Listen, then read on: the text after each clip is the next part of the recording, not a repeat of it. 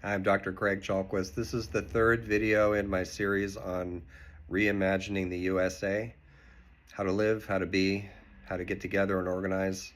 And in this video, I want to say a little bit about the need for an inspiring story of what our country is about.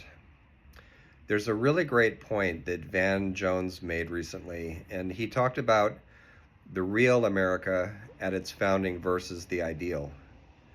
So the ideal is democracy, equality, rights, happiness, all of that. The reality was slavery, oppression, intolerance, and genocide.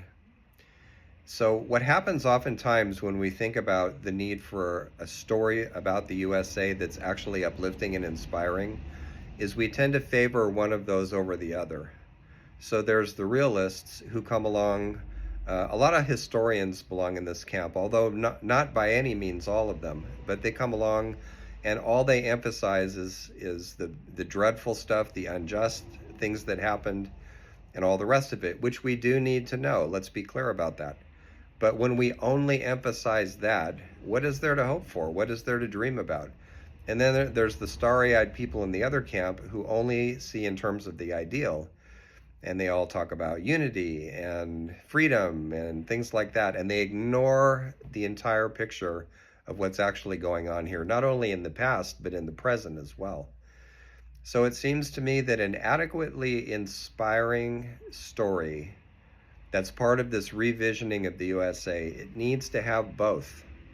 It needs to not only show the American nightmare, but also the American dream. And a few words about that phrase, the American dream.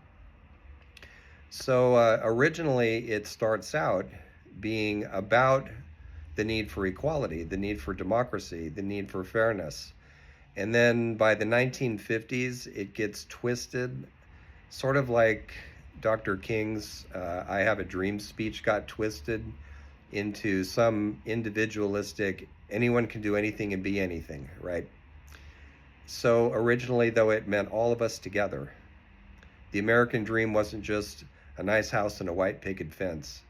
It was all of us living together in ways that made us all happy. So as part of revisioning the USA, we need to re-dream the American dream.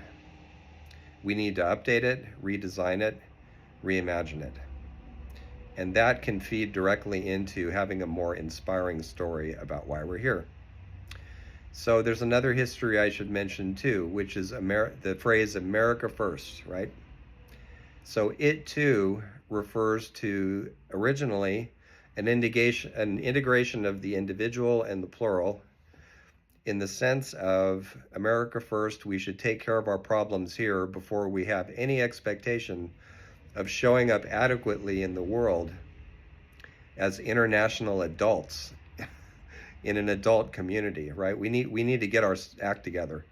So that's what America First refers to originally. I think it might have been Woodrow Wilson who coined the phrase. I'm not sure, but the people who really politicized it and who really made it popular were the Ku Klux Klan, who gave it an entirely different meaning, the meaning that it has today in politics.